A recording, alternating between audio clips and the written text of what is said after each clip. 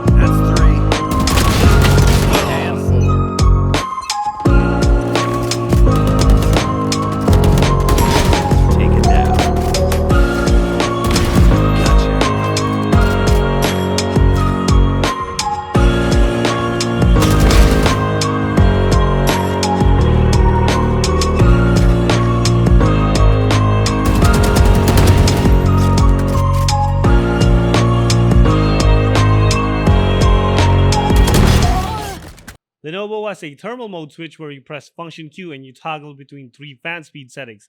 At performance mode, it cranks the fans to the max, but everything is still quiet, no jet engine takeoff noise.